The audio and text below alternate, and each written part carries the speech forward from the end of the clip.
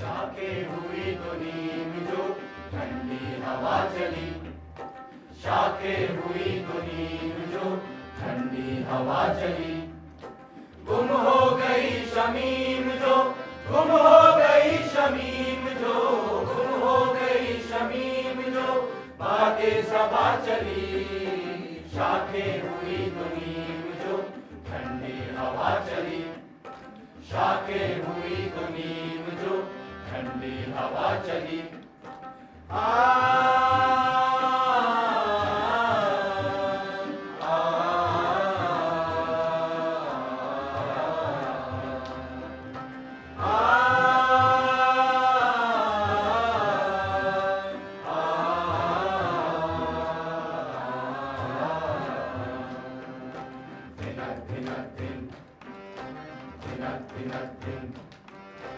अंग्रेज ने वो चाल बजोरो ज़फ़ा चली, अंग्रेज ने वो चाल बजोरो ज़फ़ा चली। बरपा हुई बारात के घर में चला चली, बरपा हुई बारात के घर में चला चली, बरपा हुई बारात के घर में चला चली। शाखें हुई तो नीम जो ठंडी हवा चली, शाखें हुई तो नीम जो ठंडी हवा चली।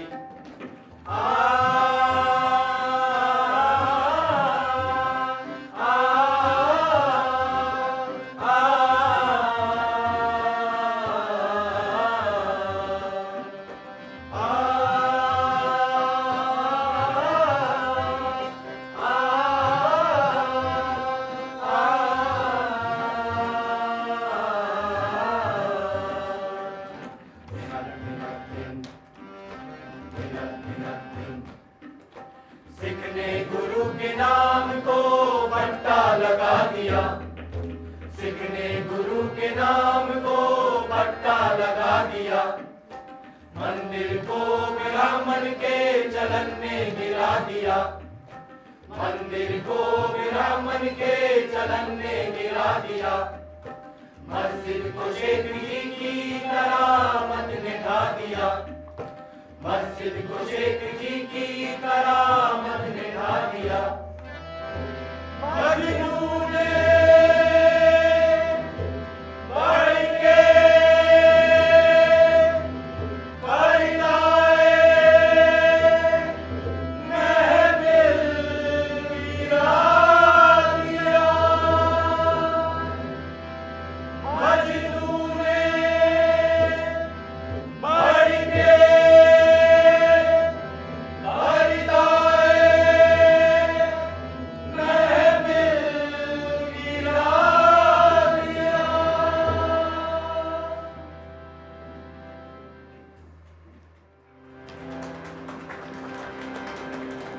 मेरी आंखों के सामने दूर तक फैलता चला गया ये मेरा शहर है लाहौर, एक ऐसा शहर जो मेरी सांसों में बसता है।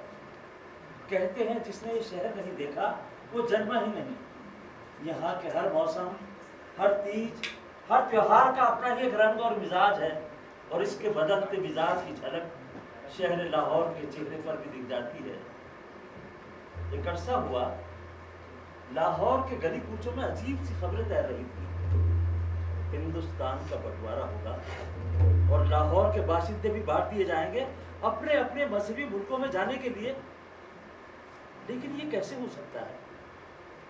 मेरे लिए कोई मजहब लाहौर से बड़ा नहीं, बल्कि कुछ भी लाहौर से बड़ा नहीं। यहाँ की मिट्टी में जड़ें हैं हमारी।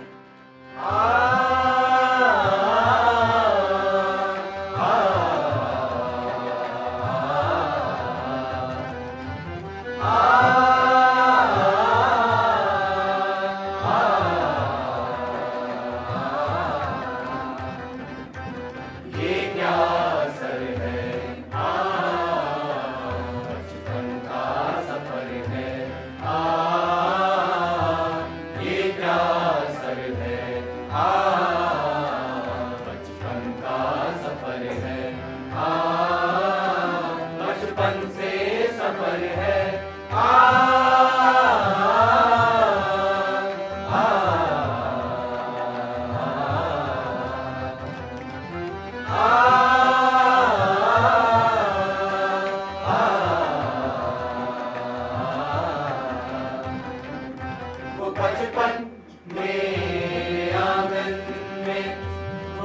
बचपन मेरे आंगन में, वो सपना मेरी धड़कन में, वो सपना मेरी धड़कन में, ये क्या असर है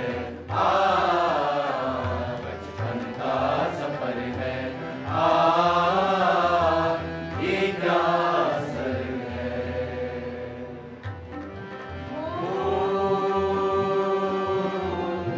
भागो ये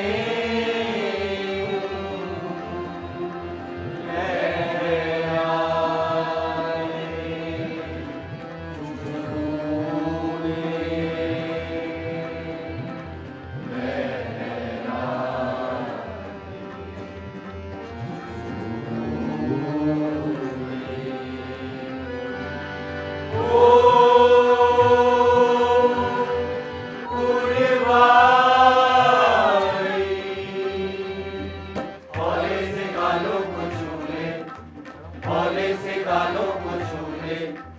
हौले से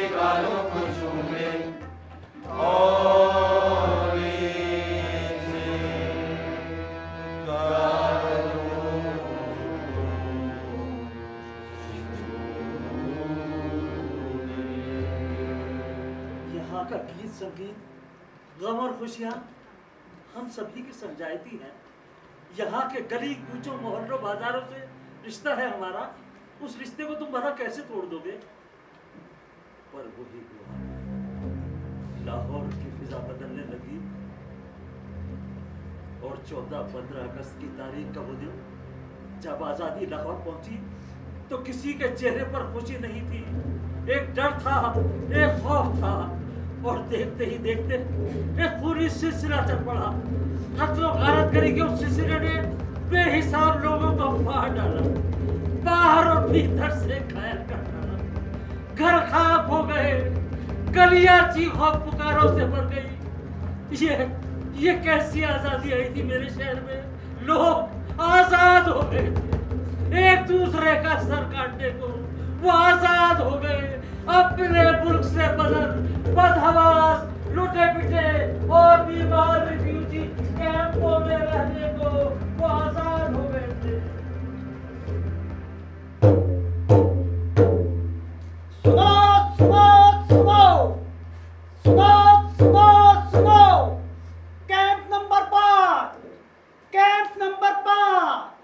जनाब सिकंदर मिर्जा को हमारे कस्टोडियन ऑफिसर जनाब अली मोहम्मद साहब ने कूचाए जोहरिया में 12 कब्रों की हवेली अलॉट कर दी है। जनाब सिकंदर मिर्जा जहां कहीं भी हो, कस्टोडियन दफ्तर जाकर हवेली के कागजात हासिल कर ले। सुनो सुनो सुनो सुनो सुनो सुनो सुनो सुनो सुनो।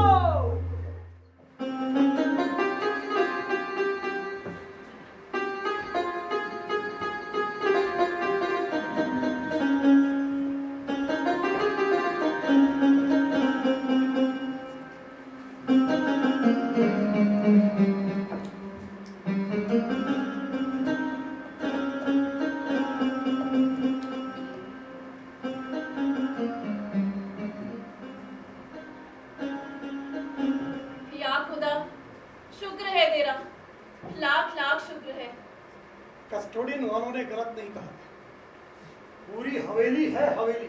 अब्बा जान, कितने कमरे हैं इसमें? 12। सहन की हालत तो देखो, ऐसी वीरानी छाई है कि दिल डरता है। जहाँ महीनों से कोई ना रह रहा हो, वहाँ वीरानी ना होगी तो और क्या होगी? मैं तो सबसे पहले शुक्राने की 2 रकात नमाज पढ़ूंगी। मैंने मन्नत मांगी थी, अरे उस नासपीटे कैंप से तो छुट्टी मिली। अब्बा जान, ये घर किसका है? अब तो नहीं है बेटा जावेद। मतलब पहले किसका था? अब इन बातों से हमें क्या मतलब बेटा? हम अपनी जो जायदाद लखनऊ छोड़ आए हैं, ये हवेली समझो उसके एवज मिली। अब्बू, हमारे घर से तो बहुत बड़ी है हवेली।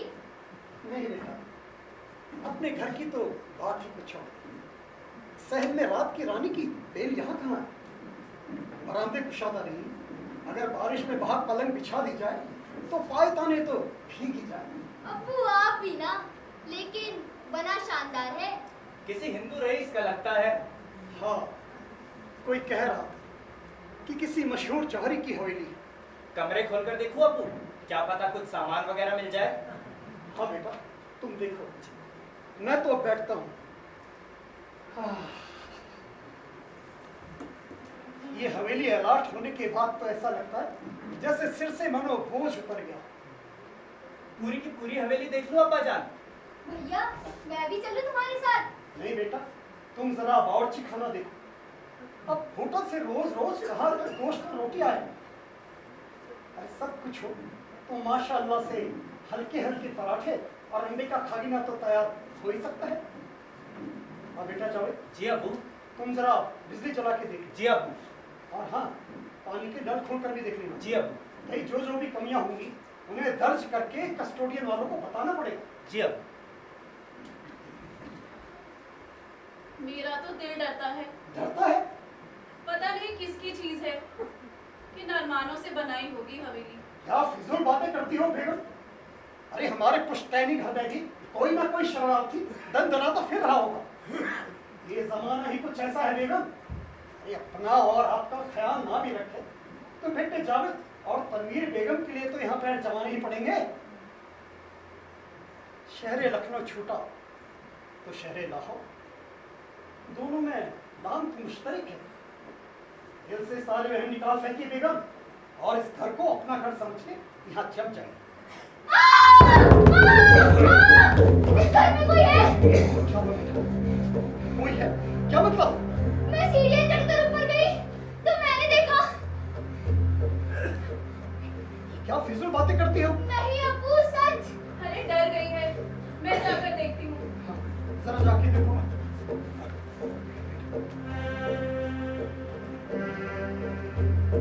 यहाँ तो कोई नहीं है। तुम ऊपर किधर गई थी? उधर तो सीढ़ियां हैं, उनसे। यहाँ तो कोई सीढ़ियाँ उतर रहा है। सीढ़ियाँ उतर रहा है?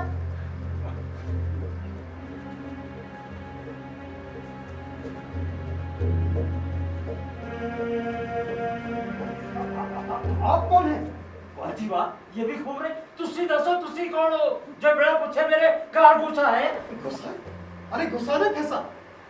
मोहतरमा, ये हवेली हमें कस्टोडियन वालों ने अलॉट की है। अनाथ फूट में कुछ नहीं जानती। ऐ मेरा कार है। ये कैसे हो सकता है? किसी ने पूछ रहे?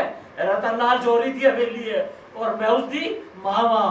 रतनलाल जौहरी? वो कहाँ है? रतन बरसात शुरू हो तो पहले वो एक हिंदू ड्राइवर की तलाश घरों निकल गया सी। साडी कट्टी का ड्राइवर मुसलमान सी था।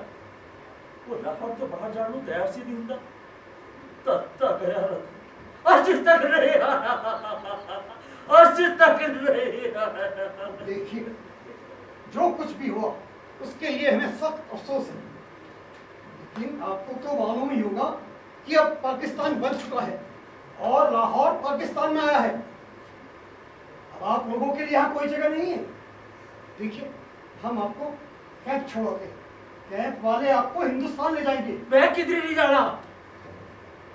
ये क्या कह रही हैं आप? मतलब के मकान? ऐ मकान मेरा है। देखिए, आप ये क्यों नहीं समझती कि अब पाकिस्तान में कोई हिंदू नहीं रह सकता है। मैं इत्थों ही रहूंगी जब तक रतन नहीं आ जाता। रतन? मेरा पुत्र रतनलाल जौहरी। देखिए, हम आपके जज्बात की कदर करते हैं, लेकिन हकीकत यह है कि आपका बेटा रतनलाल अब कभी लौट कर वापस नहीं आएगा। क्यों? तू क्या खुदा है जो तेनू सारी गल्ला बाकियां पता हो? बहन, सैकड़ों हजारों लोग मारे गए, तबाह बर्बाद हो गए। अरे लखा हजारा बच बीते गए। देखिए, 100 की सीधी बात यह है कि आपको ये मकान खाली करना ही होगा। ये हमें मिल चुका है सरकारी तौर पे। मैं इत्थों नहीं दिखानी। देखिए, ये आप क्या कह रही है? अगर आप इसी तरह अपनी जिद पे कायम रही तो शायद हाँ, मुझे मार के रावी भी चरोड़ा हो तब हवेली से कब्जा कर लेना। मेरे जिंदा रहते ऐ भी हो सकता, ऐ नहीं हो सकता। खुदा, ये क्या मुसीबत आ गई। अरे आजकल शराफत का जमाना ही नहीं, आप कस्टोडियन वालों को बुला लाइए तो अभी। तू जिसको मर्जी बुला ले आप, वो जान तो ज्यादा कुछ ले नहीं सकेंगे। और जान मैं तो देर को तैयार रहा। या खुदा, मैं क्या करूं? जी अभी जाइए कस्टोडियन के ऑफिस। हमें ऐसा मकान अलॉट ही क्यों कर दिया जो खाली नहीं है? बेटा जावेद, जी अबू। मेरी शेरवानी ला। जी अबू। तन्नो बिटिया, एक गिलास पानी पिला। पानी पानी टोटी चो आ रहा है। एक हफ्ता पहले सप्लाई शुरू हुई है। बेटी पानी टोटी चो ले ले, टोटी चो ले ले पानी। देखिए मोहतरमा, हम आपको समझा देते हैं, अगर पुलिस ने आप पे ज्यादती की तो तकलीफ हमें भी होगी। बेटा मेरे उत्ते जो कहर पै चुकी है, उस तो बढ़ता कहर और कोई पै नहीं सकता। जवान मुंडा नहीं रहा, लखा के जवाहरात उड़ गए, सगे संबंधी सब मार गए। जब मेरा पुत्र ही नहीं रहा तो होड़ में कितने जाना, होड़ में कितने जाना, होड़ में।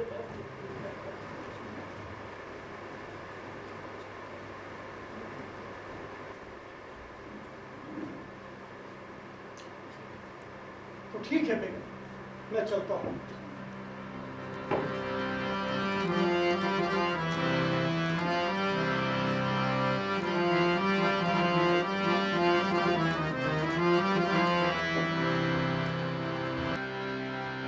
आज अखा बारिश शालू,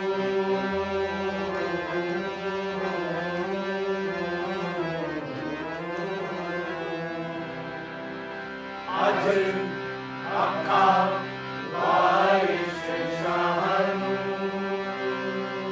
कीते कबरा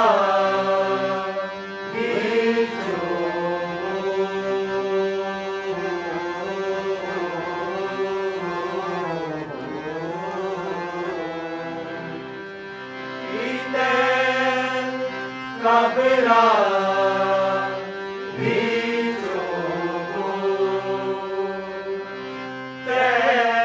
आज किताबे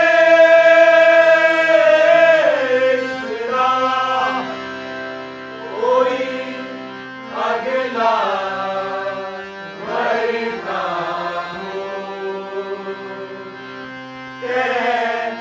आज किताबे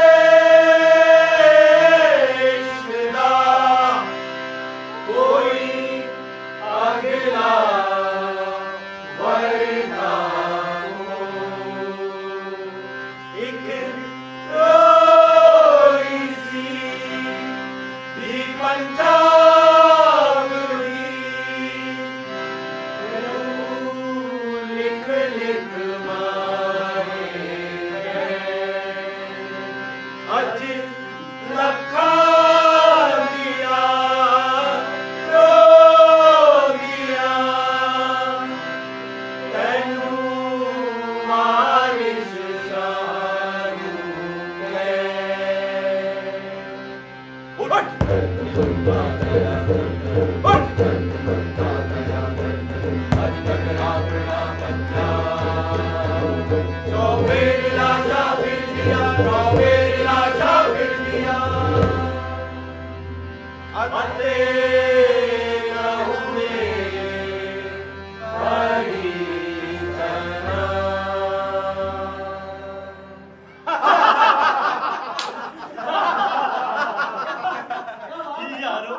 ये भी खूब रही। काम तो होता ही आया है, होता ही रहेगा। थोड़ी तफरी भी कर लो। क्या बात है।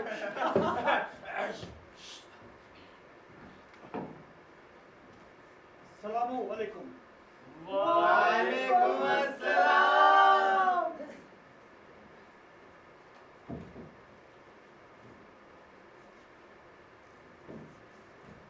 ये भाईजान एक बड़ी मुसीबत में फंस गए हैं, जरा इनकी मदद तो करना। 12 कमरों की हवेली अलॉट होने के बाद भी मुश्किल में फंस गए हैं। अरे ये तो 12 कमरों की हवेली का कबाड़ी नीलाम कर देना तो इनकी परेशानियां यूं भाग खड़ी हो क्या। मियाँ, इनकी जान के लाले पड़े हैं और आप लोग हंस रहे हैं। मियाँ साफ साफ बताओ, क्यों पढ़े या ना बुझा? जनाब, बात यह है कि जो हवेली मुझे अलॉट हुई है उसमें एक बुढ़िया रह रही है। क्या मतलब? मतलब ये कि जब हवेली खाली नहीं है तो मुझे अलॉट कैसे हो गई? हम समझे नहीं आपकी परेशानी क्या है। जनाब, हवेली में बुढ़िया रौनक अफरोज है, कहती है कि उसके रहते बाद कोई नहीं रह सकता। आप मुझे पुलिस दीजिए ताकि मैं उस कमबख्त से हवेली खाली करा सकूं। मिर्जा साहब, एक बुढ़िया को हवेली से निकालने के लिए आपको पुलिस की दरकार है? फिर मैं क्या करूं? मैं क्या करूं? अरे हटवा दीजिए उसे। जी मतलब? अजी अब मिर्जा साहब, आप चाहते क्या हैं? बुढ़िया हवेली से चली जाए और कैंप में उसे दाखिल करवा दिया जाए और कैंप वाले उसे हिंदुस्तान भारत कहिए, भारत। जी जी हाँ, भारत, वो भारत भेज दी जाए, बेहतर। तो आप इसकी दरखास्त कस्टोडियन ऑफिसर से करेंगे? जी जनाब, मैं दरख्वास्त लाया।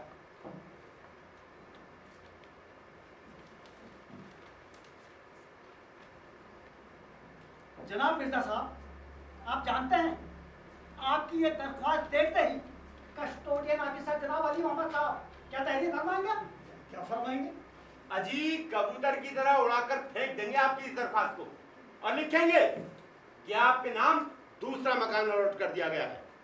जी दूसरा? जी हाँ, दूसरा, और 12 कमरों की हवेली को अपने किसी सिंधी अजीज की जेब में डाल देगा। सिंधी अजीज। कुछ समझ में नहीं आता। जनाब, आप बड़ी किस्मत वाले हैं जो धुप्पल में आपको इतनी बड़ी हवेली शहरे लाहौर के दिल कूचाए जोहरिया में मिल गई। और आपके दरखास्त देते ही आप और गुड़िया दोनों पहुंच जाएंगे कैंप में और कोई सिंधी 12 कमरों की हवेली में दंदनाता फिरेगा। मेरी तो कुछ समझ में नहीं आता, क्या करूं? अरे चुप बैठिए। और बुढ़िया? बुढ़िया न हो गई कोई शेर हो गया है? क्या आपको मार डाल रही है? क्या आपको खाई जा रही है? क्या आपको हवेली से बाहर निकाल दे रही है? नहीं ना, तो बैठिए आराम से। वैसे क्या उम्र बताते हैं आप उसकी? जी कोई 65 से ऊपर तो होगी। 65? 65। मिर्जा साहब, बुढ़िया कोई आबे हयात तो पिए होगी नहीं, 2-4 साल में जहन्नुम हासिल हो जाएगी, पूरी हवेली पर आपका ही कब्जा हो जाएगा, फिर आराम से रहिएगा। खुदा कसम बिला वजह परेशान हो रहे हैं। बजा फरमाते हैं जनाब, बजा फरमाते हैं। कैंप में गुजारे हुए 2 महीने याद आ जाते हैं तो चारों तबक रोशन हो जाती है। अल-अमान वल हफीज, अब मैं किसी भी कीमत पर यह हवेली नहीं छोड़ूंगा। मिर्जा साहब, एक बुढ़िया को न राहे रास्त पर ला सके तो फिर हद है। आ जाएगी, आ जाएगी, वक्त लगेगा। और कुछ नहीं था, याकूब खां से बात कर लीजिए। जी हाँ, याकूब खां पूरा काम निपटा देगा, एक झटके में सेट कर देगा सुसरी को।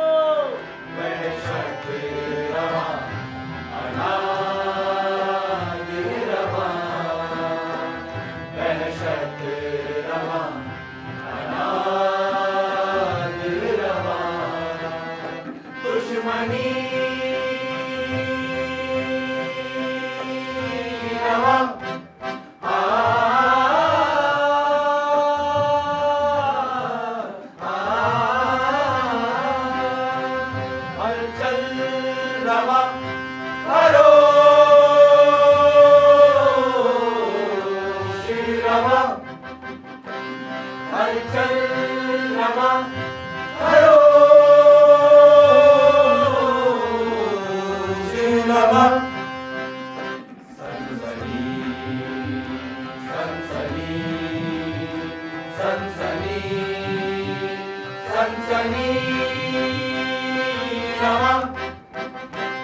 हर किस्सा हर शय की, हर किस्सा हर शय की ना कर जमी रवां, हर किस्सा हर शय की, हर किस्सा हर शय की ना कर जमी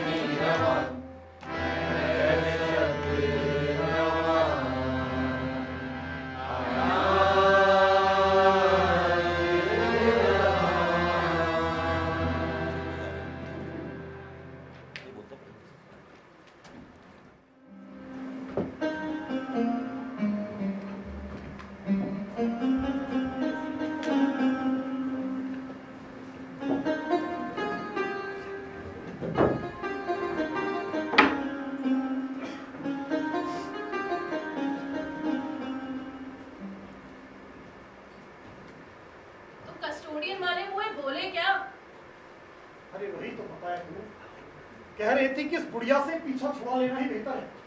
इस मामले को आप अपने तौर पर ही सुलझा लें तो आपका फायदा है।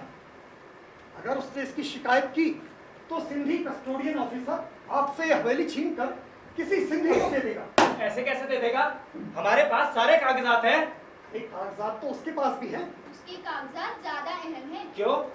भैया, अगर कोई शख्स इधर से उधर आया गया नहीं तो उसकी जायदाद कस्टोडियन कैसे चली जाएगी? हाँ, फर्ज करो हम बुढ़िया को निकाल देते हैं और वो पुलिस में जाकर रपट लिखवाती है कि वो भारत नहीं गई और कस्टोडियन को उसकी हवेली पे कोई इख्तियार नहीं, तो क्या होगा? तो फिर क्या किया जाए?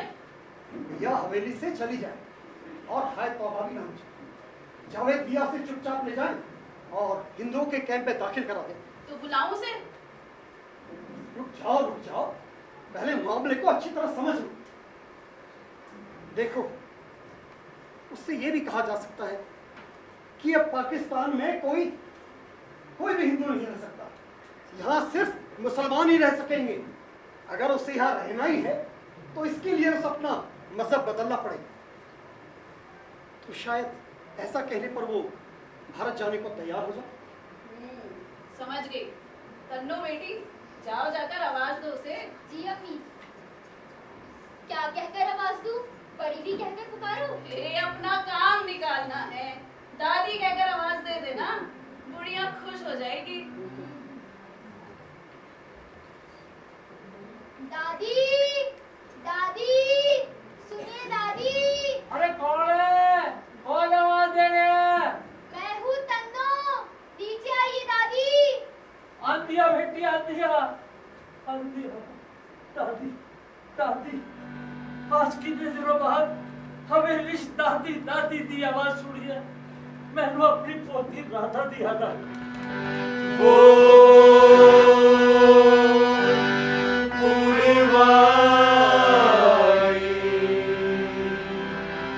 हौले से गालो मुझूरे, हौले से गालो मुझूरे, हौले से गालो मुझूरे। जिंदे रहो पुत्र, जिंदे रहो। आइए बैठिए। आज तो आटी कुड़ी ने मैंने दादी कह के पुकारा। माफ कीजिए, आपके जज्बात को मजरूर करना हमें मंजूर न था।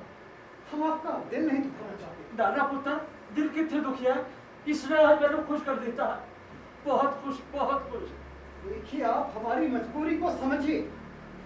हम वहां से लुटे पिटे आए हैं, मालो दौलत सब लुट गया, न खाने का ठीक, न सोने का ठिकाना।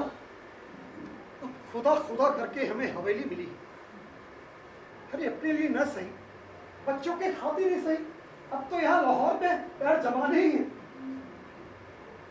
लखनऊ में मेरा चिकन का कारखाना था, अब देखो अल्लाह किस तरह यहाँ रोजी रोटी देता है।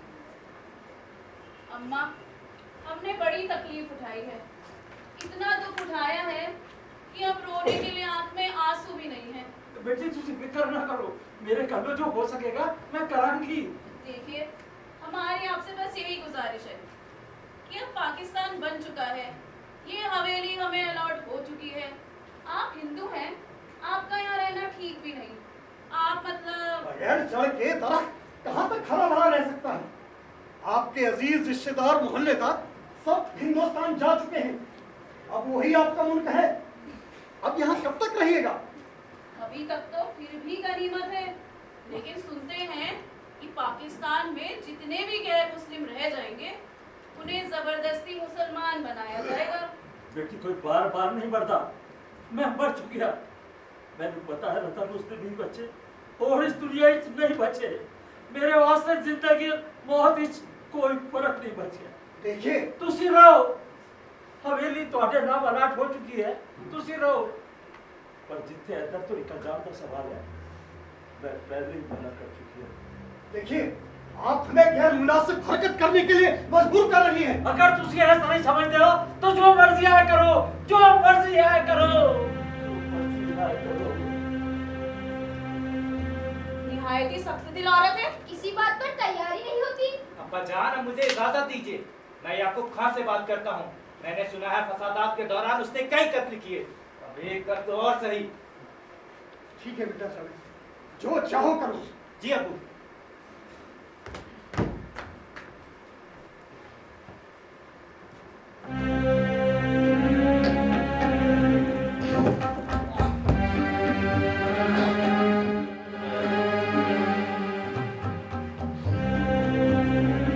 हमारी मियाँ चाय पिलाओ यार। हाँ जी, पिलाते हैं, पिलाते हैं। अरे रजा भाई, आज पहलवान नहीं दिख रहे, कहाँ गए? आ जाएंगे, आ जाएंगे। गए हैं किसी को सेट करने। याकूब खा, नाम याद रखना मेरा। सलाम वालेकुम साहब।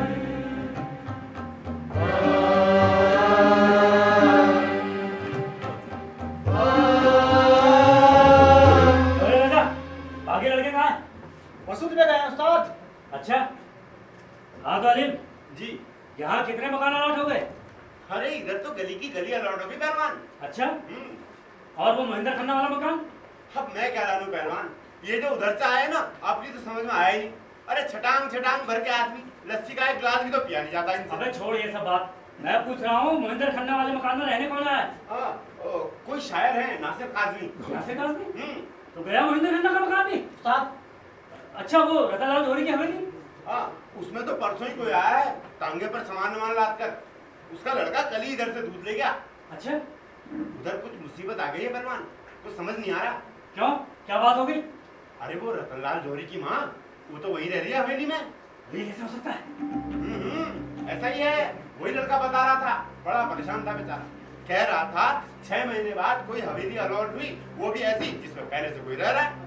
तुझे कैसे मालूम रतनलाल जोहरी की माँ है? अरे वही लड़का बता रहा था पहलवान। अरे ये बात कैसे गई? लगता है और माल पानी गाड़ रखा है उसने। अरे उस्ताद, 12 कमरों की तो हवेली है, कहीं छिपकी बात नहीं होगी। एक एक कमरा छान मारा था उस्ताद हमने तो। एक एक कमरा छान मारा था, तुझसे कोई काम ढंग से नहीं होता है। रजा, तुझे लड़के को बुलाना। उस्ताद, मैं तुझसे किसी बात कर रहा था। पर किसे उस्ताद? अरे उसी को जिसे रतनलाल जोहरी की हवेली अलॉट हुई है। उस्ताद, उस्ताद, पर उस्ताद, ये अलीम तो कह रहा था कि हमें उसके बाप को अलॉट हुई है। अबे तू लड़के को बुला देना। क्या उस्ताद, क्या? आपको अलॉट हुई है। अनवर मियां, उस्ताद, अभी दही और मथा जाएगा, अभी घी और निकलेगा। लगता तो यही है उस्ताद। अबे लगता नहीं, पक्की बात है, पक्की। उस्ताद, अस्सलाम वालेकुम अलीम भाई। वालेकुम अस्सलाम नासिर भाई, आइए आइए, बैठिए बैठिए। अलीम भाई चाय पिलाओ बढ़िया से। जी जी, आप तशरीफ रखिए, बस भट्टी सुलग ही रही है। आपकी तारीफ? जी नासिर काजमी। और आपकी? हम तो कौन के खादिम हैं। तब तो आपसे डरना चाहिए। डरना चाहिए? क्यों? भाई खादिमों से हमें डर लगता है। क्या मतलब आपका? उस्ताद! ले आए लौंडे को। आपसे भी बात करता हूँ। सलाम वालेकुम। वालेकुम अस्सलाम। बढ़ा लीजिए। क्या? तुम्ही को रतनलाल जोहरी की हवेली अलॉट भी है? जी हाँ। सुना उसमें कुछ झगड़ा है?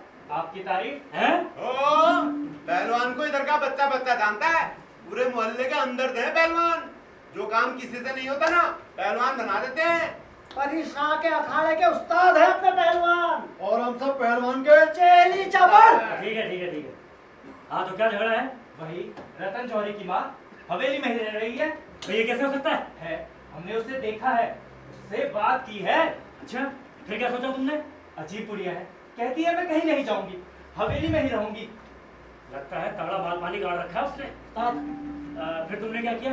करना क्या था, अब्बा कस्टोडियन के दफ्तर गए थे, दफ्तर वाले बोले हवेली खाली कर दो, तुम्हें दूसरी दे देंगे। वाह, ये भी खूब रही है। बुढ़िया से खाली नहीं कराएंगे, इनसे कराएंगे। हैं? फिर क्या, हम तो बड़े परेशान हैं। अरे इसमें परेशानी की कोई बात नहीं है। तो क्या करे?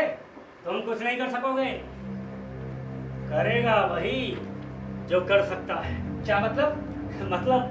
मतलब ये कि बेटा, जब तक बुढ़िया जिंदा है तुम्हारा हवेली पे कब्जा नहीं हो सकता, और बुढ़िया से तुम नहीं निपट सकते। उसे तो हम ही ठिकाने लगा सकते हैं। भाई अब ये काम भी पहले की तरह आसान नहीं रहा। भाई जो काम पहले मुफ्त हो जाया करते थे ना, अब उसके पैसे लगते हैं, पैसे। भाई अब मुल्क आजाद हो चुका है, समझे?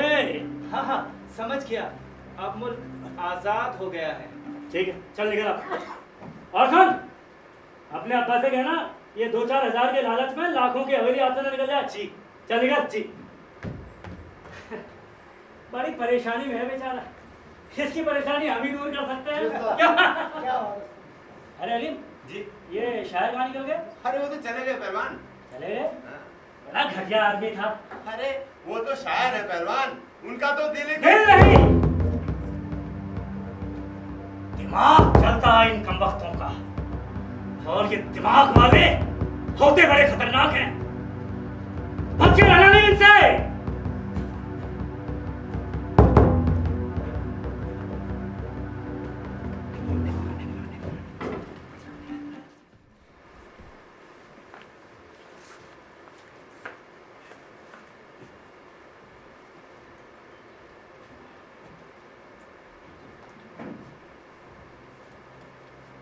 जावेद ने बात कर ली। इस बुढ़िया से पीछा छुड़ा लेना ही बेहतर है।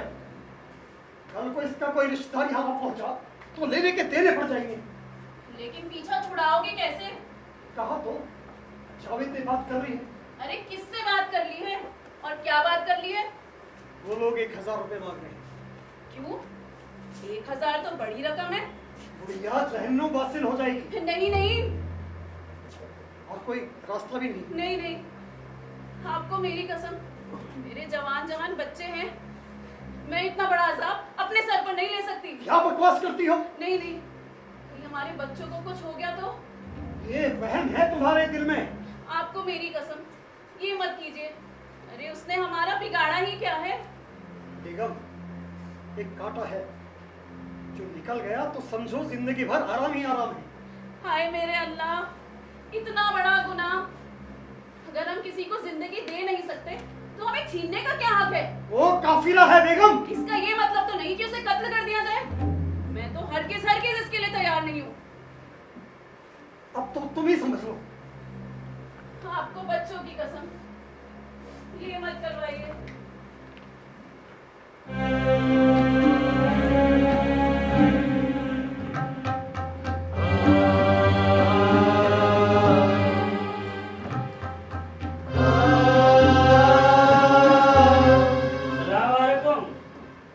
वालेकुम सलाम।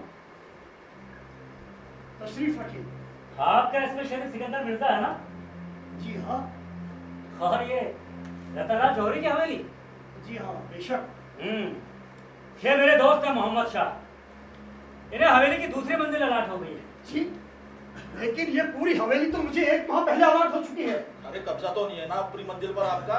ये आपको किसने बताया? आपके बेटे जावेद कह रहे थे कि ऊपरी मंजिल पर रतनलाल जौहरी की मां रह रही है, यानी कि पाकिस्तान में, वो भी शहर लाहौर में, एक काफिला। अच्छा, तो आप वही हैं जनाब जिनसे जावेद की बात हुई? जी जी हाँ, बिल्कुल हम वही हैं।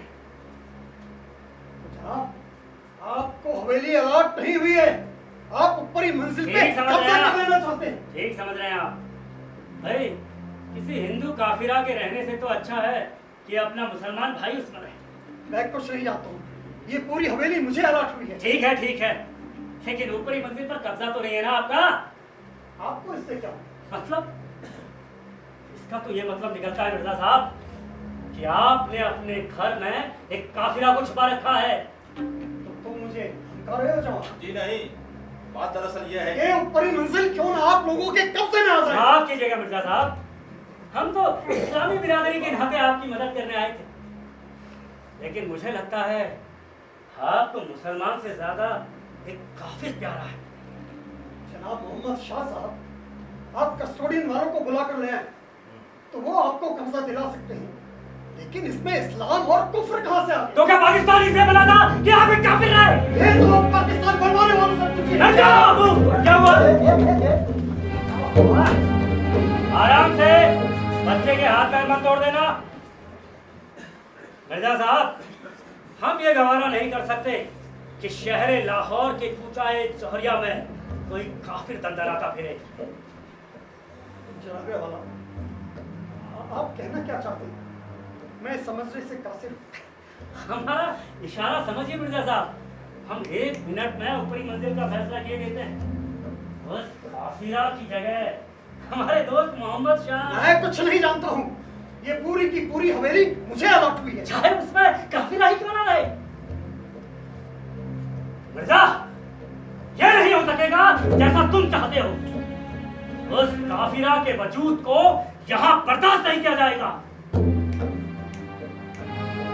समझे? चलो रे, चलिए।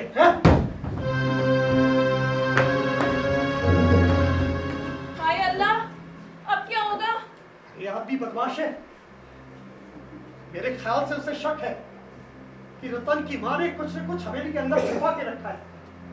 दरअसल उसकी नजर उसी पे है। हाय, तो क्या मार डालेगा बेचारी को? कुछ भी कर सकता है। ये तो बड़ा बुरा होगा। वो तो मार मुड़ के चल देगा, फंस जाएंगे हम लोग। हाय अल्लाह, फिर क्या करूं? देखो, रात को हवेली के सारे दरवाजे अच्छी तरह बंद करके सोना। सुनिए, उनको बताऊं या ना बताऊं? ठीक है, उनसे कहिए। ठीक है, मुझे अच्छी तरह से पता है उसे क्या कहना है, क्या नहीं कहना है।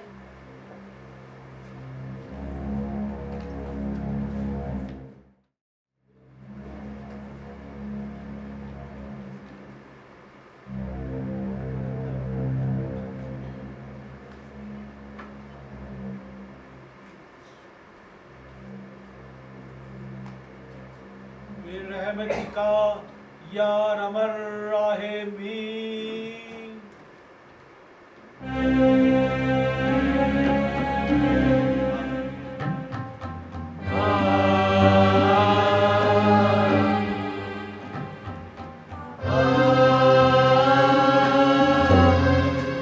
मौलवी साहब। वालेकुम अस्सलाम याकूब खान, सब ठीक है? शुक्र है खुदा का। आइए तशरीफ रखिए। कैसे आए हैं आप? मौलाना, एक मसला था ज़ेरे बहस, बहुत अहम मसला। पहलवान साहब आए थे इस सिलसिले में मेरे पास, तो मैंने सोचा इस मसले पर आपसे ज़्यादा बेहतर राय और कौन दे सकता है, तो जनाब इन्हें मैं आपके पास गया। हाँ, बताएं। वो बात यह है मौलवी साहब, एक औरत, हिंदू औरत यहाँ रह गई है पाकिस्तान में, तो उसका यहाँ रहना कैसे सहन कर सकते हैं हम? क्यों नहीं कर सकते? क्या दूसरे के मजहब को गाड़ फेंकना जायज है?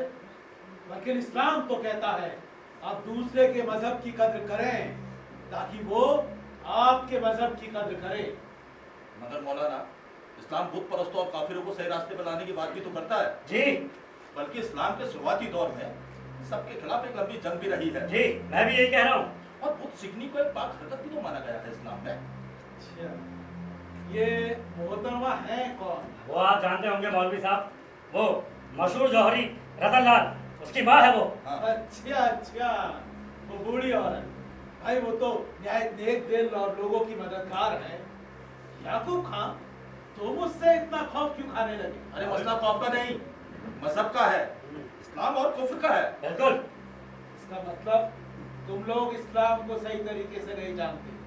अरे भाई, उस औरत ने हमेशा लोगों की मदद की है, कभी कोई फर्क नहीं समझा उसने हिंदू और मुसलमान के बीच। हमें इससे मतलब नहीं है मौलवी साहब, ना हम ये सब कुछ जानना चाहते। भाई पहले के हालात और थे, अब के हालात और हैं। मुल्क का बंटवारा हो चुका है और पाकिस्तान आने वाले गहरे जख्म लेकर लौटे हैं। वो उस बुढ़िया को जिंदा नहीं छोड़ेंगे और उसे पनाह देने वालों को भी मार दिया जाएगा। खून खराबा हो जाएगा मौलवी साहब, बता दे रहा हूं मैं। लेकिन मैं इस्लाम की गलत तशरीह नहीं कर सकता। मुझे खुदा को जवाब देना है और हुक्म खुदाबंदी है। वाने हज़मनुल मुश्रिकन अस्त ज़ादत फर्जिदा, यानी कि मुश्रिकों से भी अगर कोई तुमसे पनाह मांगे तो उसे पनाह दो। इन मोहतरमा को पनाह देना, उसे मुतमईन रखना, इस्लाम पर चलना है, उसकी मुखालफत नहीं। मगर मौलाना, बंटवारे के दौरान हिंदुओं ने बेतहा मुसलमानों की कत्ल की, खून बहाया, कम से कम इस बात को तो ना भूलें यार। हाँ, दोनों तरफ से हुआ है। बेहद गमज़दा हूं मैं इस सब से, लेकिन वो दौर अब गुजर चुका है। अब हमें ये कत्ल गारत बंद करना होगा और अगर उस मोहतरमा को साथ नहीं दे सकते तो इस्लाम के तौर तरीके पर नहीं है। तौर तरीके पे नहीं है, वाह है।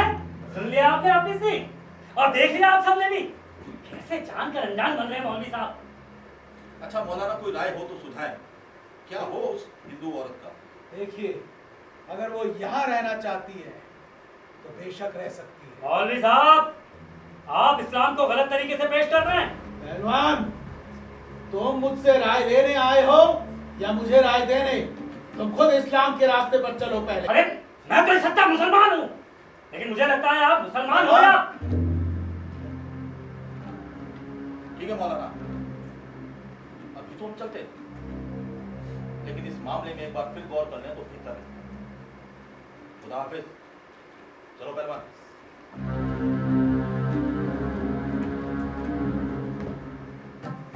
मौलाना साहब,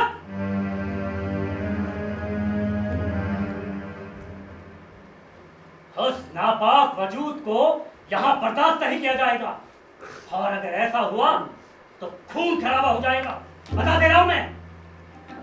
खुदा हाफिज। चलो। या खुदा इन्हें अक्ल दे। आमीन। सुम्मा आमीन।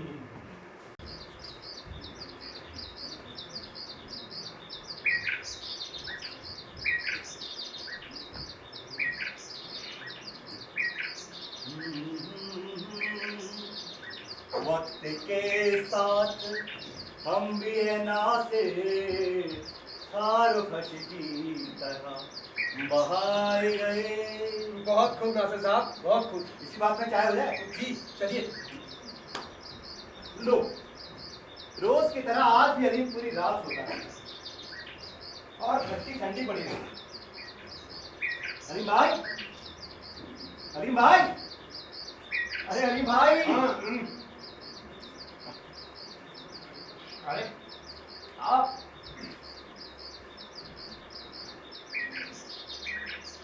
आप बड़ी सुबह सुबह आ गए नाजिर साहब।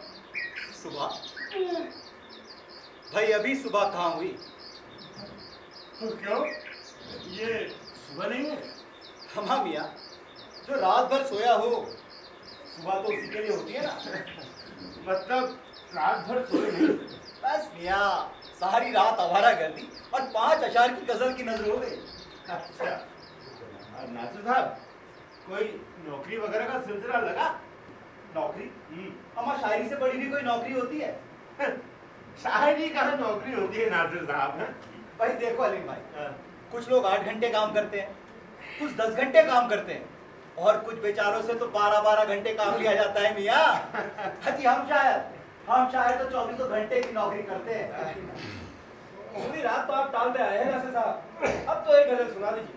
गजल लीजिए।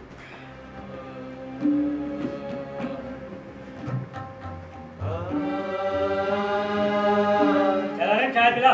जी, बड़े अच्छे मौके पर आ गए पहलवान। क्यों, क्या हुआ? अरे अपने नासिर साहब गजल सुना रहे हैं। गजल सुना रहे हैं? हाँ। हैं? भाई सुनाओ सुनाओ, गजल सुनाओ। हैं? और तुम कर भी क्या सकते हो? गजल?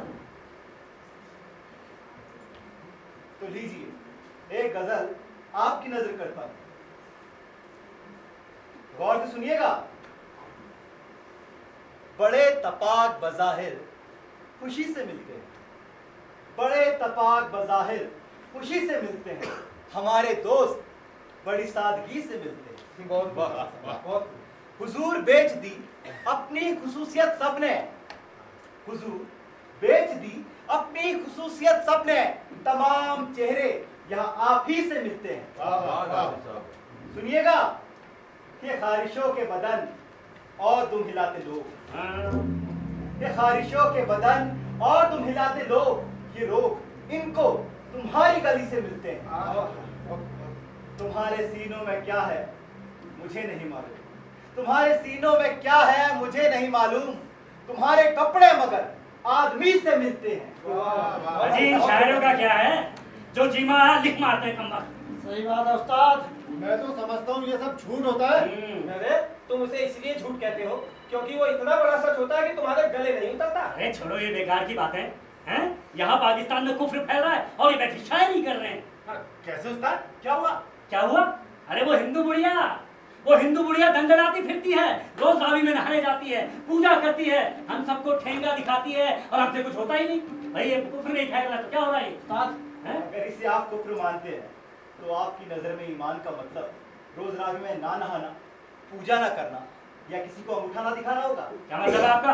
अजी आपको समझाना किसके बस की बात है? नासिर साहब, वो हिंदू बुढ़िया हमारे घरों में जाती है, हमारी औरतों बहू बेटियों से मिलती है, उनसे बातचीत करती है, उन्हें हिंदू मजहब की बातें बताती है। तो किसी और मजहब की बातें सुनना कुफ्र है? तो क्या ये अच्छी बात है कि हमारी बहू बेटियां हिंदू मजहब के बारे में सीखें? किसी और मजहब के बारे में मालूमात हासिल करना कुफ्र नहीं होता। फिर भी बुरा तो है। नहीं, बुरा भी नहीं है। आपको पता ही होगा कुरान में यहूदी और ईसाई मजहब का जिक्र है। नासिर साहब, यहूदी और ईसाई मजहब की बात और है, हिंदू मजहब की बात और है। अच्छा, क्या फर्क है? कुछ तो फर्क है उसमें। अजी क्या फर्क है? भाई मैं कह रहा हूँ तो कुछ ना कुछ फर्क है उसमें, है भाई। अजी तो बताइए ना क्या फर्क है? अजी वो तो किसी से नहीं डरती। क्यों? क्यों डरे वो किसी से? क्या उसने चोरी की है, डाका डाला है या किसी का कर्ज किया है? लेकिन हम ये बर्दाश्त नहीं कर सकते। क्या क्या बर्दाश्त नहीं कर सकते? किसी का ना डरना आप लोग बर्दाश्त नहीं कर सकते? यानी सब आपसे डरा कर? बस बस, 100 की सीधी बात, उसे भारत क्यों नहीं भेज दिया जाता? आपने ठेका लिया है लोगों को यहाँ से वहां भेजने का? ये उसकी मर्जी है, वो यहाँ रहे या भारत जाए।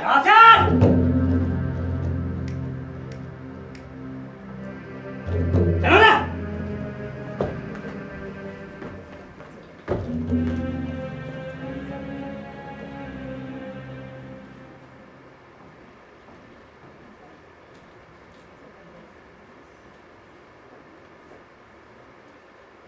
यार अली जी एक बात बताओ, पूछिए नासिर साहब।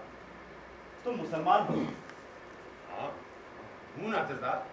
तो यार तुम क्यों मुसलमान हो? ये तो कभी नहीं सोचा। तो सोचो, अभी सोचो। अभी? हाँ हाँ अभी। देखो, तुम क्या इसलिए मुसलमान हो कि जब तुम बड़े हो तुम्हारे सामने हर मजहब की तालीम रखी गई और तुमसे ये कहा गया कि इनमें से जो मजहब तुम्हें अच्छा लगे, पसंद आए, उसे चुन लो। नहीं नासिर साहब, मैं तो दूसरे मजहबों के बारे में जानता ही नहीं। इसका मतलब ये है तुम्हारा जो मजहब है उसमें तुम्हारा कोई दखल ही नहीं। तुम्हारे माँ बाप का जो मजहब था वही तुम्हारा मजहब है। हाँ बात तो ठीक है। तो यार जिस बात में तुम्हारा कोई दखल ही नहीं, उस बात के लिए खून बहाना कहाँ तक वाजिब है? खून बहाना तो किसी भी तरह जायज नहीं नासिर साहब। अरे तो समझाओ ना इन पहलवान जैसों को।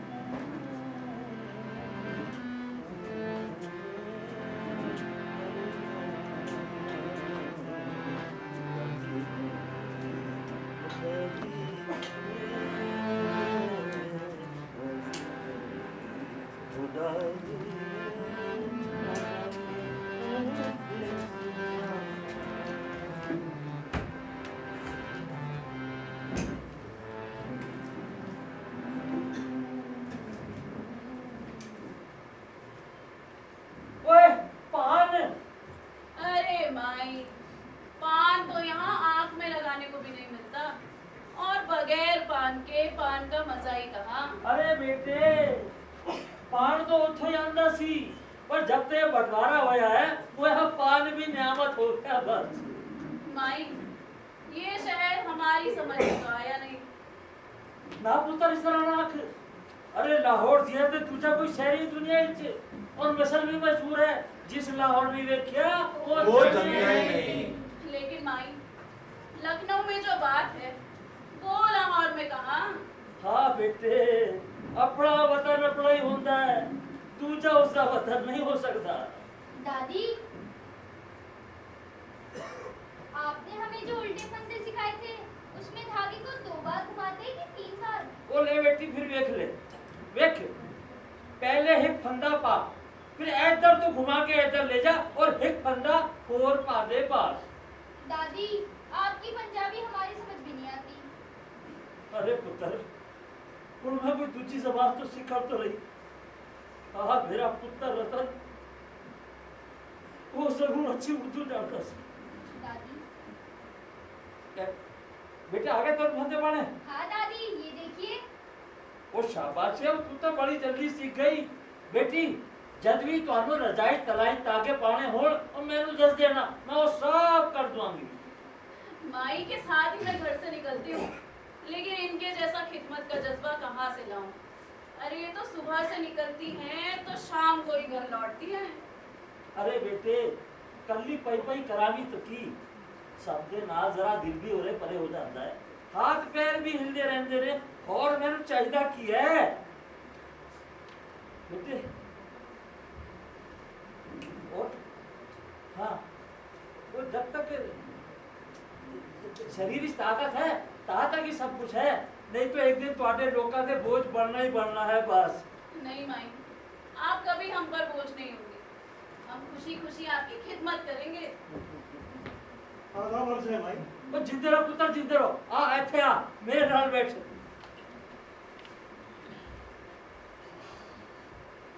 रहते एक ही घर में हैं, पर आपसे मुलाकात इस तरह होती है जैसे अलग अलग मोहल्ले में रहते हैं। माई घर में रहती ही कहाँ है, तड़के रावी में नहाने चली जाती हैं और दिन भर लोगों की खिदमत में लगी रहती हैं। हमसे मुलाकात हो तो कैसे हो? जज़ाकल्लाह। मोहल्ले के बच्चे बच्चे की जबान पर माई का नाम रहता है, हर मर्ज की दवा है माई। अरे बेटे अभी मैं कह रही थी कि जब तक कि शरीर की ताकत है तब तक ही सब कुछ है, नहीं तो एक दिन तुम्हारे लोका से बोझ बढ़ना ही बढ़ना है बस। नहीं माई, ऐसा ना कहिए माई। बेटा तेरे कान में गान पूछ ली थी। हुक्म दीजिए भाई। बेटा दिवाली आ रही है, इस साल में दीवे जगा के पूजा करा, मिठाइयाँ बनाना। मैं पूछना चाहती थी कि तुम्हारे कोई एतराज तो नहीं होगा? ये भी कोई पूछने की बात है भाई। अरे खुशी से आप वो सब कीजिए जो आप पहले किया करती थी, इसमें हमें कोई एतराज नहीं है। क्यों बेगम? बेशक। जिंदे रहो पुत्र, जिंदे रहो, जिंदे रहो पुत्र, जिंदे रहो, जिंदे रहो।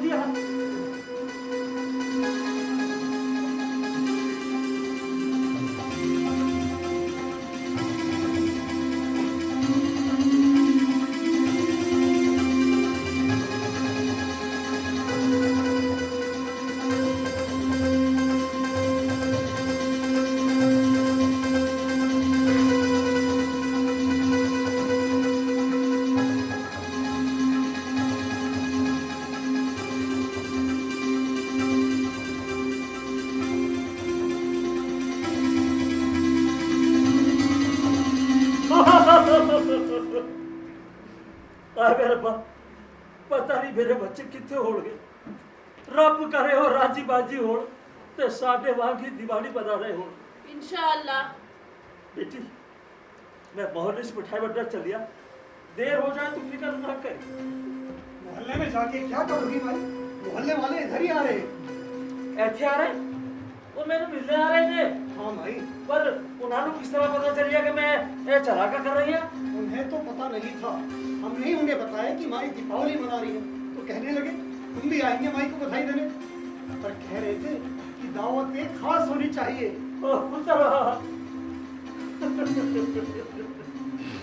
कदे कदे समझ में लगता है जिवे मेरा परिवार बिछड़ गया ही नहीं। बेटा किस वेले होंगे वो लोग? बस आते होंगे दादी, आप आप बताइए हमें क्या क्या करना है। हाँ बेटी तू चाले ही पानी चढ़ा दे। अरे नकला वाले सुने तो अंदर तक जा जा। और हमीदा पुत्र तू मेरे ना चल, दस्तरिया से जोड़ी है। आप इधर ही बैठे रहिए माई, आपको कोई फिक्र नहीं करनी है, सारा बंदोबस्त हम कर लेंगे। क्यों जी? बिल्कुल बेशक।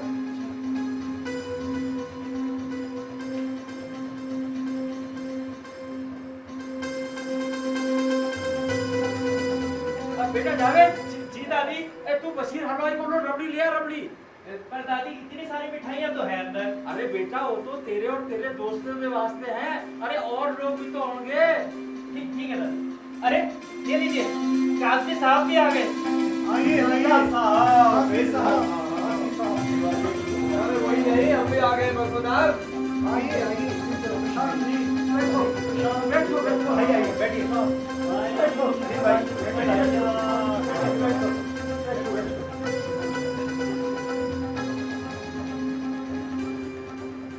भाई हम तो बिना बुला ही चले गए। ना पुत्र इस तरह नाम से। अरे अपने आप संबंधी भी कोई ढूंढ होती है, पहले तो सारे इस तरह ही आमदे सी। नहीं माई नहीं, मैं तो यूं ही मजाक कर रहा था। भाई मुल्क या जमीन के टुकड़े हो जाने से इंसानियत तो नहीं बढ़ जाती।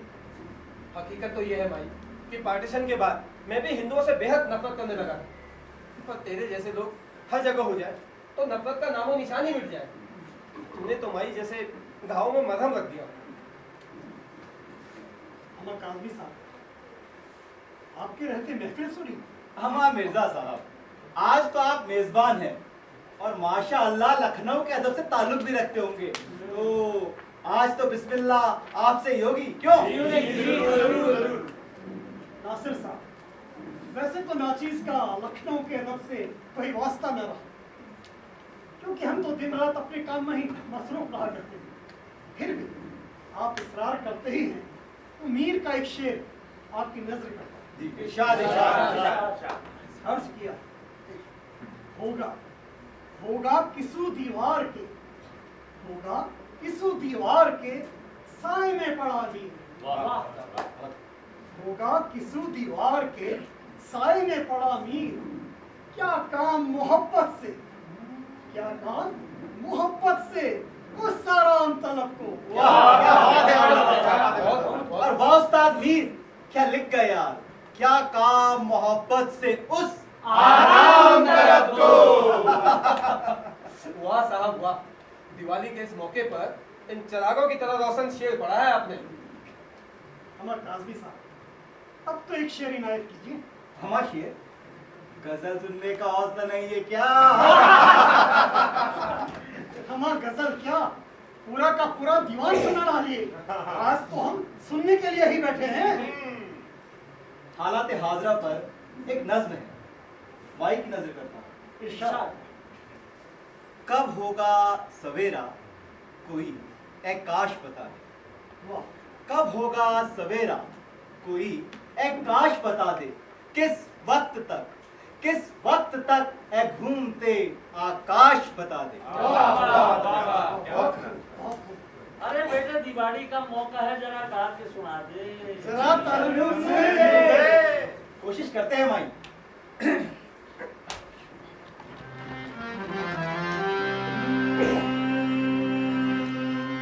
कब होगा सवेरा कोई ए काश बता दे। कब होगा सवेरा कोई ए काश बता दे। किस वक्त तक ए घूमते आकाश बता दे। किस वक्त तक ए घूमते आकाश बता दे। कब होगा सवेरा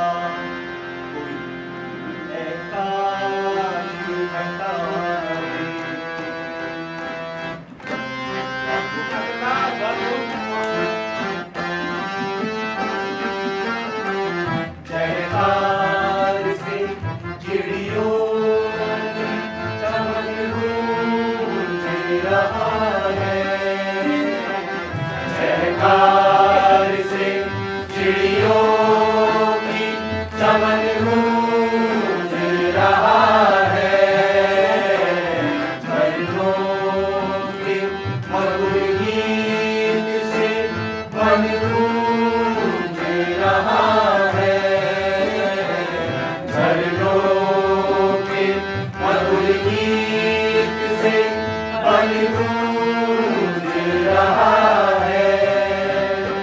पर मेरा तो फरियाद से मन गूंज रहा है।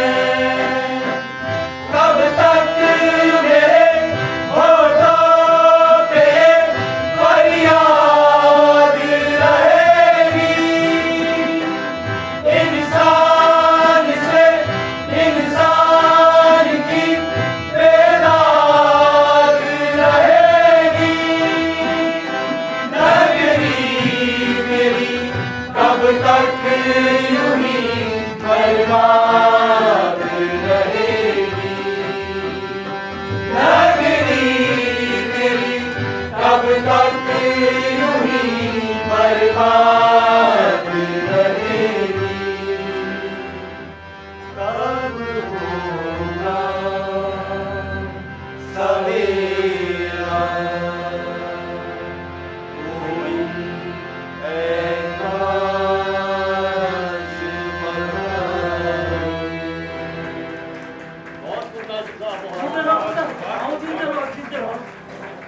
अरे भाई, दिवाली का मौका है, अब कुछ माई से भी सुन लेते हैं, क्यों? अरे बेटा है मेरी कोई नाचा बोल भी करा कीते। अरे नाचने गाने की उम्र नहीं माई, मौके होते हैं मौके। अब सुना भी दीजिए। दादी सुनाइए ना। सुनाइए ना दादी। लगता है पुत्र तुसी बात नहीं आओगे। एक दिन मैं फोन दिया साडा चिड़िया दा चंपा वे, साडा चिड़िया दा चंपा वे, बाबू असा उड़ जाए सभी उड़ाई रे सखानी नंदी, उड़ाई रे पराई के देश जाना, साडा चिड़िया दा चंपा वे। डिंग डांग डिंग डांग डिंग डांग डिंग डांग डिंग डांग डिंग डांग डिंग डांग डिंग डांग डिंग डांग डिंग डांग डिंग डांग। तेरे महला के बीच बीच रे, तेरे महला के बीच बीच रे, बाबुल चौका कौन चुने, बाबुल चौका कौन चुने, चौका चुने पर जाइया, चौका चुने पर जाइया, पिए कर जा आपने, साडा चिड़िया दा चंबा वे।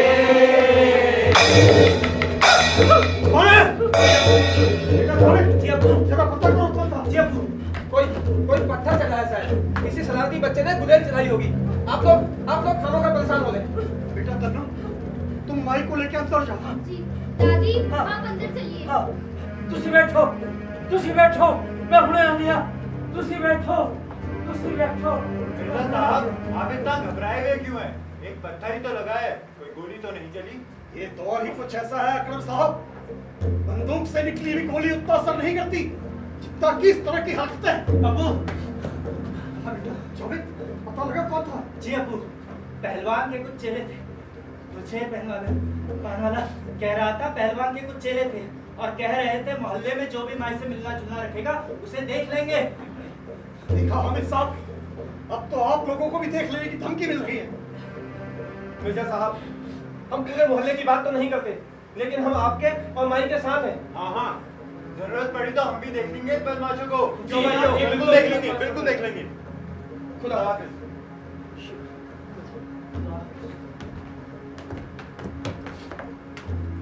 मिर्जा साहब, माई को कुछ दिन हम अपने साथ रख लेते। आखिर हमारा भी तो कुछ फर्ज बनता है माई के लिए। क्या बात करते हैं आप?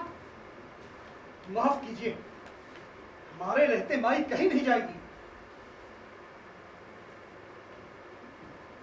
इस मोहब्बत के लिए शुक्रिया।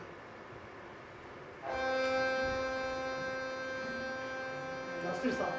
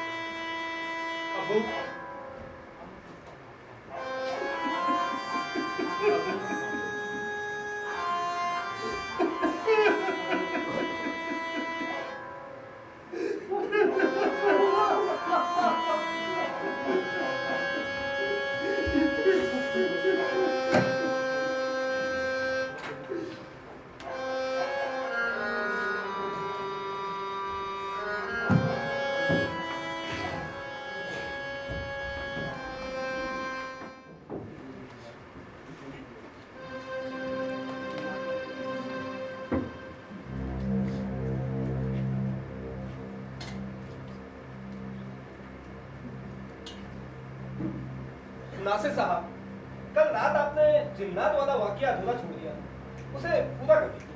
हामिद भाई, वो जिन्नात तो सिर्फ जिन्नात था। मैं तो ऐसे जिन्न को जानता हूँ जिसने जिन्नातों का भी नाती का बंद कर रखा है। वो जिन्नात कौन है नासिर साहब?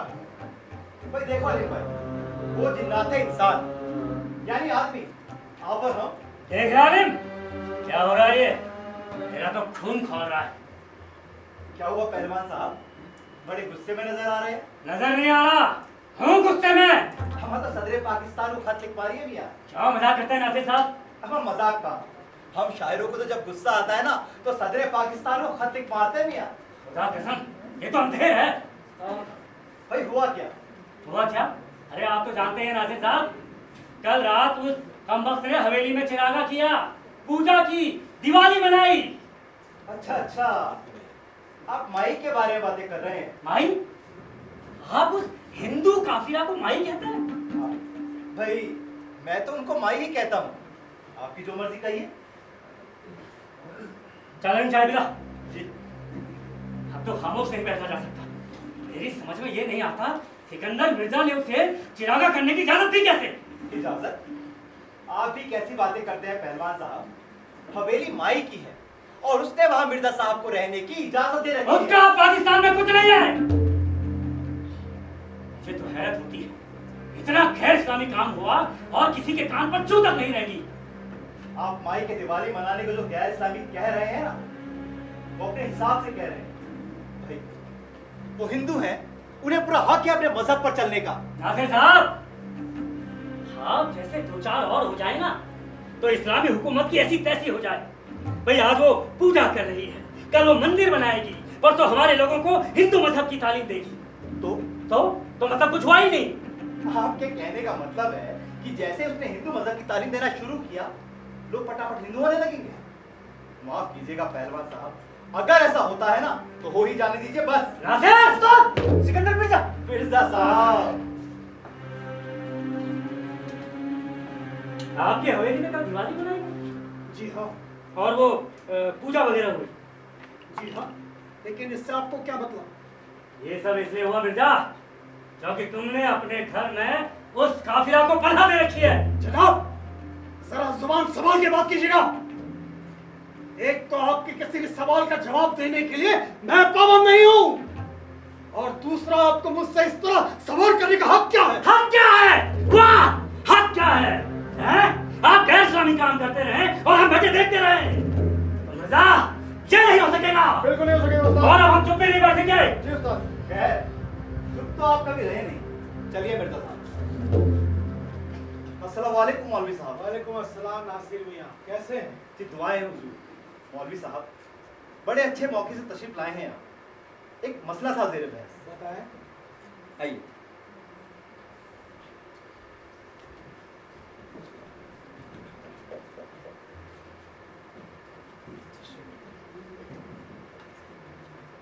बताएं मिर्जा साहब। सलाम वालेकुम मौलवी साहब।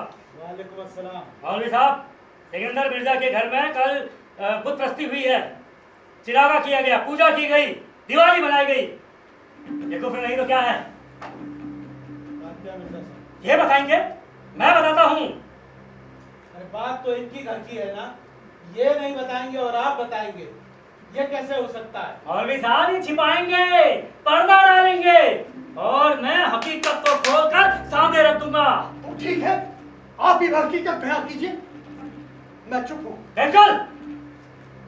मौलवी साहब, सिकंदर मिर्जा के घर में बुत प्रस्ती होती है, कल पूजा हुई है और वो सब किया गया। वो क्या कहते हैं उसे यार? हवन। हवन किया गया, चिरागा किया गया, मिठाइयां बनाकर तकसीम की गई, चौकी कल दिवाली थी। अब आपकी इजाजत है तो मैं मिर्जा साहब से भी कुछ पूछ लूं। मिर्जा साहब, क्या मामला है? जनाब, आप तो जानते ही हैं कि मेरी हवेली की ऊपरी मंजिल में माई रहती है और माई उस शख्स रतनलाल की माँ है जिसकी हवेली थी। उसने मुझसे कहा कि उसका त्योहार आ रहा है, उसे उसका त्योहार मनाने की इजाज़त दी जाए। तो आप ही बताएं, भला मैं किसी को उसका त्योहार मनाने से क्यों रोकने लगा?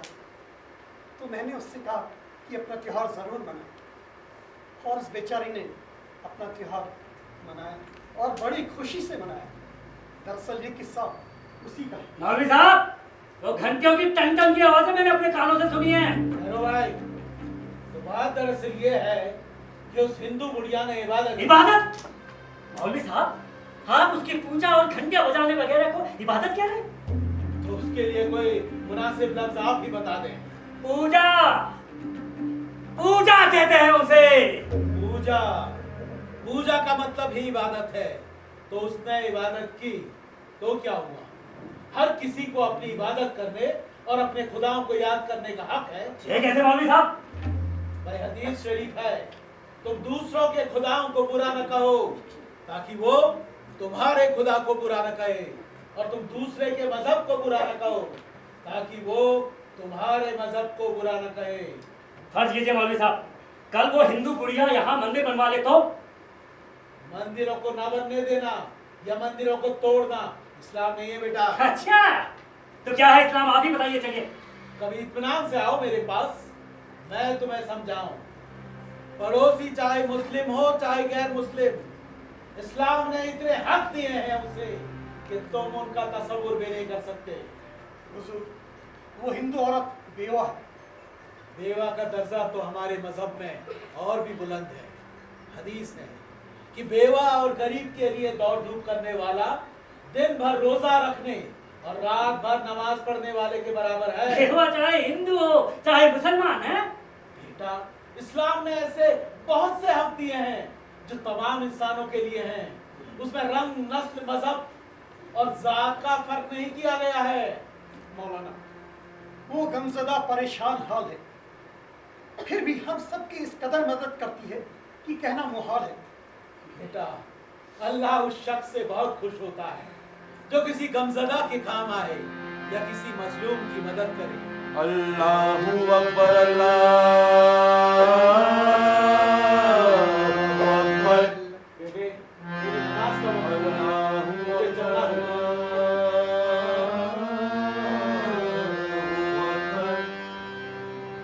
देख लिया तुमने अलीम, क्या क्या कह गए ये मौलवी?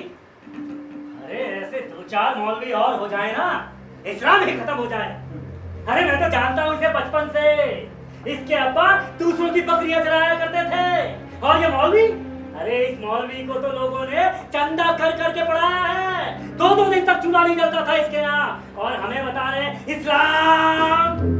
अरे मिलना कभी अकेले में, मैं बताऊंगा इस्लाम क्या होता है। इस्लाम फिर मिर्जा,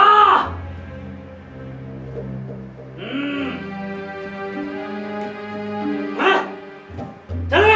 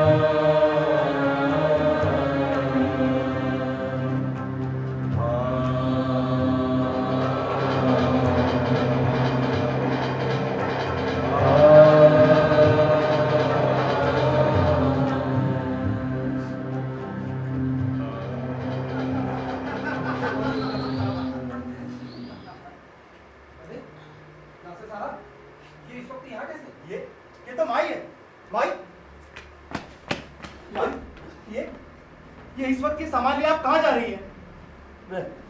मैं दिल्ली जाना चाहती हूँ। दिल्ली? हामिद मियाँ, आप जाके मिर्जा साहब को बुला के ला। नहीं, मिर्जा साहब, माई, सारा मोहल्ला आपको माई कहता है। लोग आपके रास्ते पे आंखें बिछाते हैं। हम सबको आप पे नाज है माई। वो सब तुम्हारे प्यार का सदका है बेटा। तो हमारा प्यार छोड़ के आप जाना ही क्यों चाहती है? मेरा लाहौर से रहना कुछ लोगों को पसंद नहीं है। मिर्जा साहब ने धमकियां देती जा रही क्यों मैंने अपने घर तो कट दे। राज आंदे उन्हें कुड़ी और मुंडे का कुछ लोग ना की धमकीते हुए थे, पर मिर्जा साहब किसी भी सूरत नहीं चाहते कि मैं इतो जावा। तब भी भाई आप जाना ही क्यों चाहती है? अगर मैं इतो रागी तो मिर्जा साहब। हरगिज नहीं माई। ये ख्याल आपके दिमाग में आया कैसे? क्या हम लोगों से कोई गलती हो गई है दादी? बोलिए ना दादी। देख बेटी, आप क्यों जिद कर रही हैं हिंदुस्तान की? बेटी मैं सब पता है। एक गल जरूर है कि तुसी लोगों ने मैंने कुछ नहीं दसिया, बल्कि मेरा तो छुपाया है। पर यह हकीकत है कि मेरी वजह से सारे लोग कुछ लोग परेशान कर रहे हैं। नहीं दादी नहीं, हमें कौन परेशान करेगा? देख बेटा, अपनी दादी नाल झूठ ना बोल। उन लोगों ने चाहते ढाबे से तेनू धमकी नहीं दी थी। दस माई, जब हमारा कोई ठिकाना नहीं था, जब हम परेशानी और तकलीफ में थे, जब हम ये जानते भी नहीं थे कि लाहौर किस चिड़िया का नाम है, तब आपने हमें अपने बच्चों की तरह हमारी हर तरह से मदद की और हर तरह के एहसानात हम पे की। और आज जब हम इस शहर में अच्छी तरह जम चुके हैं, तो क्या आप हमको इस तरह आपके उन एहसानों का भूल जाए? नहीं माई नहीं, आपका फर्ज है कि आप यहाँ अपने बेटे बहू पोते पोती के साथ रहे। बस मैनू की फर्क पैदा है?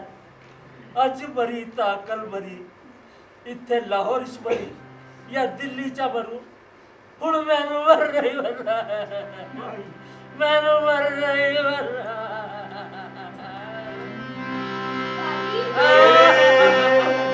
महला दे विच विच तेरे, महला दे विच विच काबुल चोगा कौन चुके,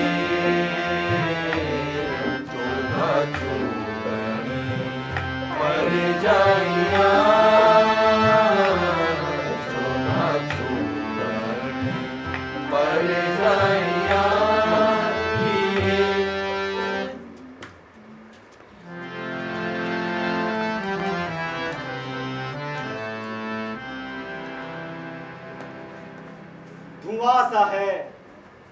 धुआं सा है जो ये आकाश के किनारे पर, लगी है आग कहीं रात के किनारे पर। ये काले कोस की पुरहौल रात है साथी, कहीं अमाना मिलेगी तुझे किनारे पर। बहुत खुदा से सब बहुत।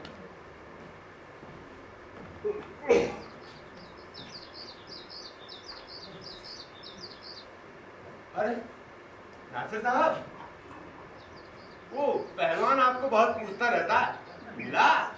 जिनमें बुए वफा नहीं नाते, ऐसे लोगों से हम नहीं मिलते। बहुत खूब नासिर साहब, जिनमें बुए वफा नहीं नासिर, ऐसे लोगों से हम नहीं मिलते। क्या खूब लिखा है नासिर साहब। हामिद भाई, भाई लिखने के लिए ही तो हम जिंदा हैं, वरना मौत क्या बुरी है? अली मियां, ये तो जावेद की आवाज है। अली मियां, अली मियां। जावेद, जावेद, क्या हुआ जावेद? नसीर मियां, भाई का इंतकाल हो गया। अरे भाई का इंतकाल कब, कैसे? शाम को सीने में दर्द बता रहे थे, मैं डॉक्टर फारूक को ले आया था, उन्होंने कुछ इंजेक्शन और दवाइयाँ दी, तभी सीने में दर्द इस बड़ा और दादी। जावेद सब्र करो। हामिद मियां, अब जाके हिदायत साहब को बुला लाए। जी।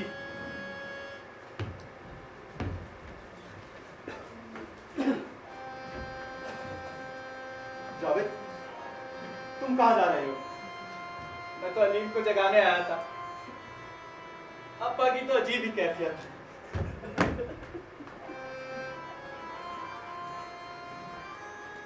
मरहुमा का यहाँ कोई रिश्तेदार भी तो नहीं है। अलीम भाई, हम सब उनके कौन हैं? रिश्तेदारी तो है। सब्र करें, सब हो जाएगा।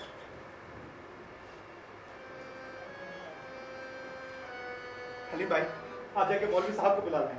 जी।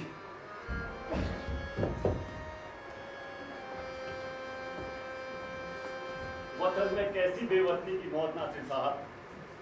सब हो जाएगा। लेकिन भाई करोगे क्या? भाई रामू का शहर का जो पुराना बाग रामू का बाग शहर का जो पुराना शमशान था अब वो भी नहीं रहा, वहाँ मकानात बन गए हैं। ये तो बड़ी मुश्किल हो गई है नासिर साहब। लेकिन माई हिंदू थी और उनके मिर्जा साहब तशरीफ रखिए। मेरी तो कुछ समझ में नहीं आ रहा है, क्या किया जाए? मिर्जा साहब, अब आप भी कुछ तजवीज करें कि क्या हो। अब आप ही बताएं, मेरी कुछ समझ में नहीं आ रहा है। और हम कर भी क्या सकते हैं? बड़ी इज्जत और एहतराम के साथ मरहुमा को दफन कर दें। इससे ज़्यादा ना हम कुछ कर सकते हैं ना हमारे इख्तियार में है। जी, यही सही रहेगा। मौलवी साहब इधर ही आ रहे हैं। क्या कह रहे थे मौलवी साहब? कह रहे थे तुम कुछ मत करना, मैं खुद ही आता हूँ। मरहुमा का एक एक लम्हा हमेशा दूसरों के लिए होता था, कभी अपने लिए कुछ ना मांगा। अजी उन्हें क्या जरूरत थी किसी से कुछ मांगने की? बड़ी दौलत थी उनके पास। वालेकुम अस्सलाम। मैंने सुना रतन की वालिदा का इंतकाल हो गया। जी हाँ। तो आप लोगों ने क्या तय किया है? पुराना शमशान रामू का बाग तो अब रहा नहीं और हिंदुओं के तरीके हमें मालूम नहीं। शहर में कोई दूसरा हिंदू भी तो नहीं बचा जिससे कुछ पूछा जा सके। ऐसे में यही मुनासिब है कि बड़ी इज्जत और एहतराम के साथ मरहुमा को सपूते खाक कर दिया जाए। मरने से पहले मरहुमा मुसलमान हो गई। जी जी नहीं। तो आप उनको दफन कैसे कर सकते हैं? तो और क्या करेंगे हम? ये मैं आप लोगों से पूछ रहा हूँ। जनाब, हमारी समझ में तो कुछ नहीं आ रहा। देखिए, वो नेक औरत मर चुकी है। मरते वक्त वो हिंदू थी, उसके आखिरी रसूम भी उसी तरह होने चाहिए। ये अच्छी तालीम दे रहे हैं आप मौलाना साहब। देखिए, वो मर चुकी है, उसकी मैयत के साथ आप जो सुलूक करना चाहें कर सकते हैं। चाहे उसे दफना दीजिए, चाहे टुकड़े टुकड़े कर डालिए, चाहे करके आप कर दीजिए। अब इसका उस पर कोई असर नहीं पड़ेगा, उसके ईमान पर कोई आंच नहीं आएगी। आप उसके साथ क्या सलूक करते हैं, इससे आपके ईमान पर जरूर आंच आ सकती है। मुर्दा चाहे वो किसी भी मजहब का हो, उसका एहतराम फर्ज है। और जब हम किसी का एहतराम करते हैं तो उसकी यकीन और उसके मजहब को ठेस तो नहीं पहुंचाते। आप वज़ा फरमाते हैं मौलवी साहब। वज़ा फरमाते हैं? अरे क्या इस्लाम यही कहता है? क्या इस्लाम की यही तालीम है कि एक हिंदू बुढ़िया के पीछे हम राम राम सत्य कहते फिरे? बेटे, इस्लाम खुदगर्जी नहीं सिखाता। इस्लाम दूसरे के मजहब और जज्बात का एहतराम करना सिखाता है। अगर तुम सच्चे मुसलमान हो तो पहले ये करके दिखलाओ। कुफार और मुश्रिकों के साथ मुआहदा पूरा करना ही परहेजगारी की शान है। ये गलत बात है मौलाना, कुफ्र है ये। बेटे, गुस्सा और अक्ल कभी साथ साथ नहीं होते। तुम में से कितने लोग हैं जो ये कह सकें कि रतन की माँ कभी तुम्हारे काम नहीं आई, क्योंकि तुम पर उसके कोई एहसानात नहीं है, कि उसने तुम लोगों की कभी कोई खिदमत नहीं की। आज वो औरत मर चुकी है जिसके तुम सब पर एहसानात थे। तुम सबको उसने अपना बच्चा समझा था। आज जब वो मौत के आगोश में सो चुकी है, तुम उसे अपनी मां मानने से इनकार कर दोगे। और अगर वो तुम्हारी मां है तो जो उसका मजहब था उसका एहतराम करना तुम्हारा फर्ज है। आप वज़ा फरमाते हैं मौलाना, हमें मरहुमा के मजहबी उसूलों के मुताबिक ही उसका कफन दफन करना चाहिए। जी यही सही है, ये नसीब होगा। मैं नहीं होने दूंगा, मैं ये नहीं होने दूंगा, चाहे इसके लिए मुझे, चाहे इसके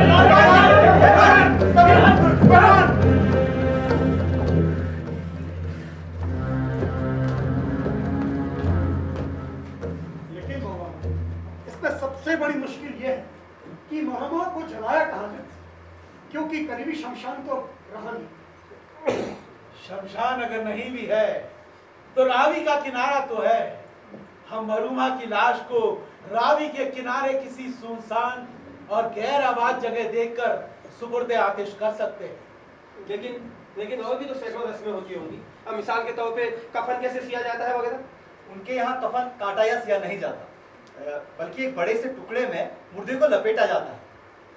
मौलवी साहब, माई का कोई बेटा तो यहाँ है नहीं, और माई मिर्जा साहब को अपने बेटे की तरह मानती है। अगर उनकी आखिरी के रसूम मिर्जा साहब ही करें तो हाँ, यही ठीक रहेगा। और अगर कुछ रस्में रह भी जाती हैं तो इससे कोई फर्क नहीं पड़ता। तो ठीक है, आप में से कुछ लोग 4 बांस की सीढ़ी नुमा ठठरी बनाएं। जी ये काम मैं कर दूंगा। मौलाना, जनाजे के पीछे राम नाम सत है, यही तुम्हारी गत है, ये कहते हुए चलना होगा। हाँ, ये तो होता ही है।